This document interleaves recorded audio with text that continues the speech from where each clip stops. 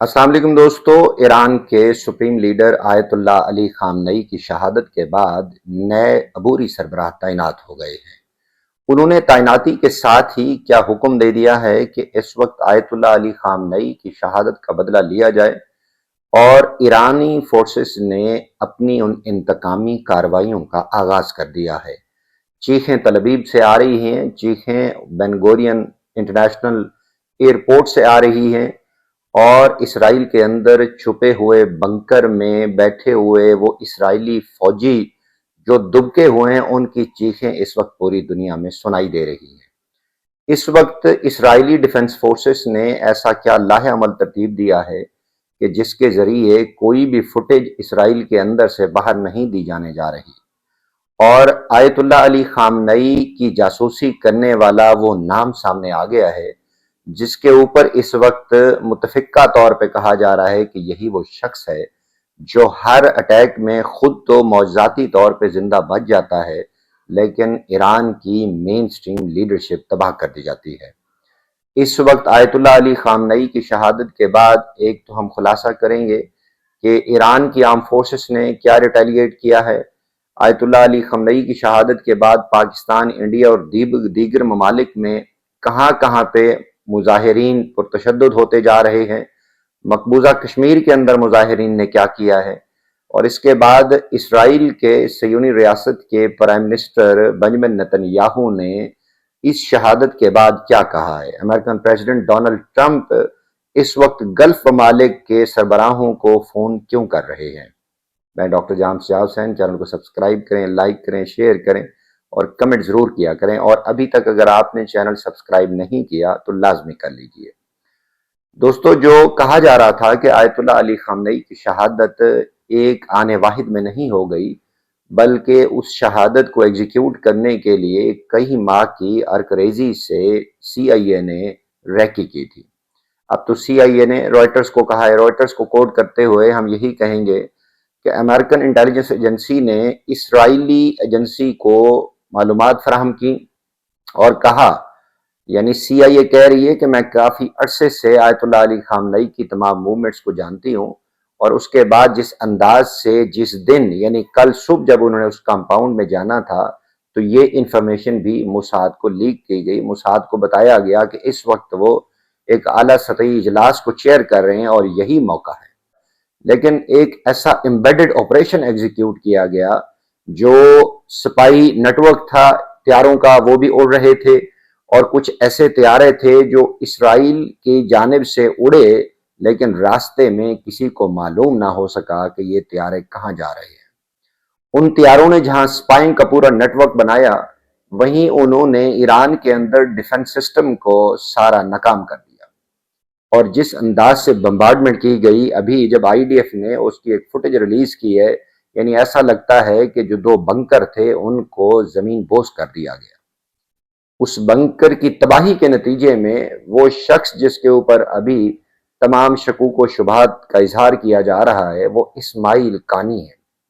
इस्माइल कानी जो Quds force के सरबराह हैं, ये वही शख्स है जो 4 बार मौजाती तौर पे जिंदा बच गया। हर बार जब इस्माइल हानिया शहीद हुआ तो कहा गया कि ये सिक्योरिटी इन्हीं के पास थी, वो शहीद हो गया। हसन नसरुल्लाह जब लबनान में ये थे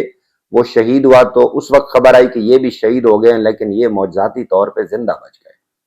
और लास्ट ईयर जब जून में यानी जून 25 में जब इसराइल ने अटैक प्लान किया था तो पूरी जो एक लीडरशिप थी, 16 सरबराहान थे, वो शहीद हो गए लेकिन इस्माइल कानी मौजाती तौर पे जिंदा बच गया। अभी भी यही ईरान के अंदर जो एक शह पकड़ गई है, पूरा एक जोर पकड़ गई है, वो शकूक व शुबहात की अफवाह वो कह रही है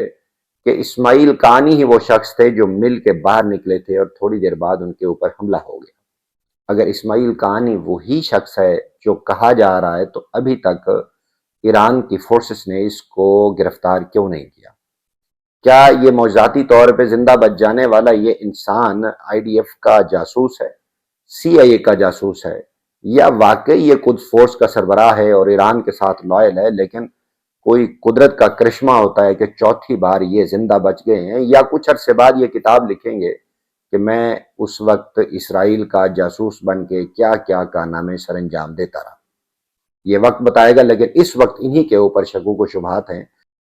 ساتھ ہی دوستو، آیت اللہ علی خامنئی کی ول کے اوپر عمل درآمد روک دیا گیا ہے۔ ان کی ول کے مطابق 2 سے 4 نام انہوں نے پرپوز کیے تھے۔ 2 نام زیادہ طاقتور تھے کہ شاید ان میں سے فوری طور پہ کسی کو سربراہ مقرر کر دیا جائے گا، لیکن ان دونوں میں سے، ان چاروں میں سے کوئی نام ابھی آیت اللہ علی خامنئی کی جگہ پہ مقرر نہیں کیا گیا، بلکہ ایک عارضی طور پہ ایک سربراہ تعینات کیا گیا ہے کہ وہ ان کی جگہ پہ، آیت اللہ علی خامنئی کی جگہ پہ وہ خدمات سر انجام دیں گے، وہ بھی آیت اللہ ہیں۔ یعنی ایک ایسے 7 آیت اللہ ہیں، مختلف ڈپارٹمنٹس کو ہیڈ کرتے ہیں، جن میں سے ان کو عارضی طور پہ سربراہ مقرر کیا گیا ہے، اور انہوں نے آتے ہی جو انتقامی کارروائیوں کا حکم دیا ہے، ان انتقامی کارروائیوں کے نتیجے میں تل ابیب اس وقت لرز رہا ہے۔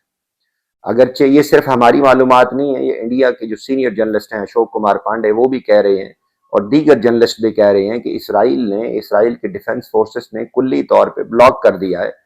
کلی طور پہ وہ انفارمیشن اور ویڈیوز باہر نہیں آنے دے رہے، لیکن اس کے باوجود بھی بنکر کے اندر اسرائیلی فوجی بیٹھے ہوئے ہیں اور وہ اس وقت خوف سے تھر تھر کانپ رہے ہیں۔ یعنی اس کا مطلب یہ ہے کہ اسرائیل کے اوپر جانے والے بیلسٹک میزائلز کا نشانہ خطا نہیں ہو رہا۔ اس وقت بن گوریان انٹرنیشنل ایئرپورٹ کے اوپر بھی حملہ ہوا ہے، جو تباہی کے منظر پیش کر رہا ہے، لیکن اس کی فوٹیجز بھی باہر نہیں آنے دی جا رہی۔ لیکن اس صہیونی ریاست کے سربراہ نتن یاہو نے اس کو سیلیبریٹ کیا ہے کہ ہم نے بڑا مارکا ایک وہ مارا ہے،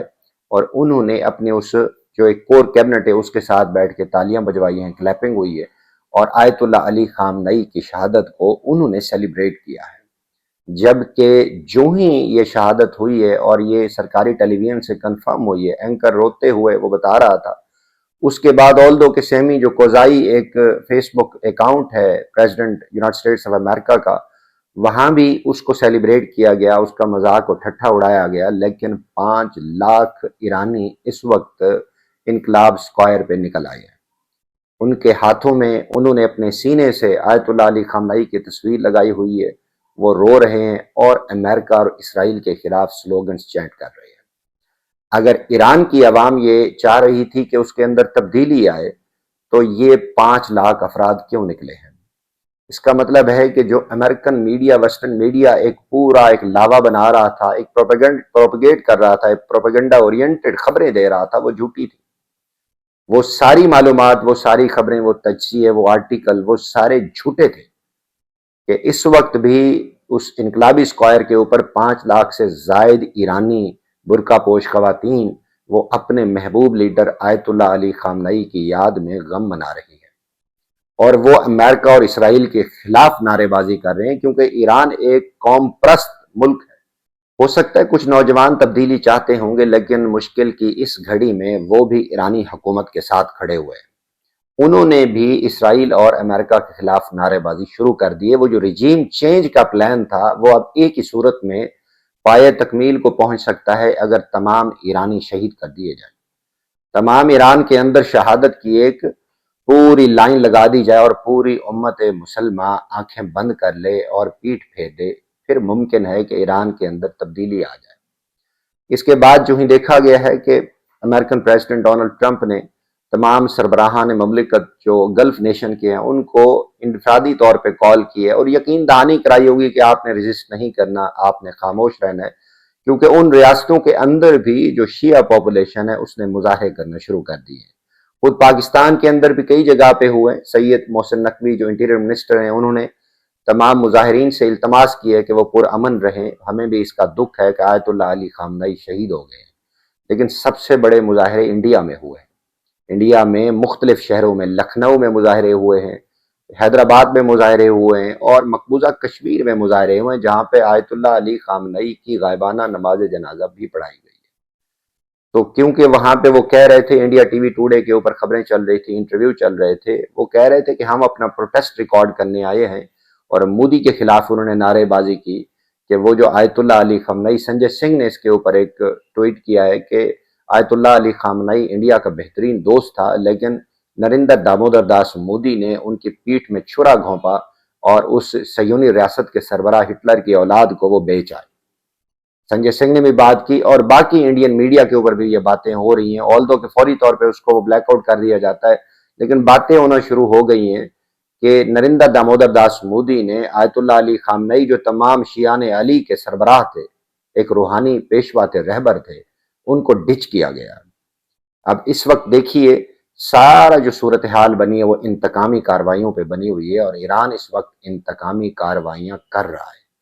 ईरान ने कहा है कि आयतुल्ला अली खामनई की शहादत का बदला लिया जाएगा और जिस अंदाज से अमेरिकन प्रेसिडेंट इस वक्त एक डिफेंसिव हो रहे हैं और वो कह रहे हैं कि नहीं, आप इनका बदला ना लें वरना हम आपके खिलाफ कार्रवाई करेंगे, और उन्होंने कार्रवाई की है। तेहरान के अंदर जिस अंदाज से उन्होंने मिसाइल मारे हैं वो भी नजर आ रहे हैं, लेकिन इसके बावजूद भी ईरानी कौम सड़कों पे निकल आई है। ईरानी फोर्सेस को मजबूर कर दिया गया है उस जज्बे ने, उस हिम्मत ने, उस इंतकामी कार्रवाई ने जो लोगों के दिलों से निकल रही है। वो कह रहे हैं कि हम जिंदा रहें या ना रहें, लेकिन आयतुल्ला अली खामनई का बदला लिया जाएगा। और आयतुल्ला अली खामनई इस वक्त वो रहबर बन चुके हैं, जो इमाम बन चुके हैं जिन्होंने अपना नाम शोधा की फहरिस्त में लिखवा लिया है। ये वाहिद मुस्लिम हुक्मरान हैं जो अमेरिकन बम्बार्डमेंट के नतीजे में शहीद हो चुके हैं और तमाम मुस्लिम हुक्मरान एक दूसरे की तरफ देख रहे हैं। यहाँ पे मुझे वो जुमले याद आते हैं जो सद्दाम ने कहे थे। सद्दाम ने अपनी शहादत के वक्त कहा था कि आप एक दूसरे के गिरबान पकड़ रहे हैं, एक वक्त आएगा कि आपकी भी बारी आएगी और उस वक्त मैं नहीं होगा। ईरान के ऊपर वही बारी है। अगली बारी किसकी लगती है, या तो आप वेट कीजिए या इस दंदनाते हुए दरिंदे को नथ डालिए। हमारे साथ जुड़े रहिए और चैनल अभी सब्सक्राइब नहीं किया तो ये भी कर लीजिए ताकि इस तरह की मालूमात आप तक पहुंचती है।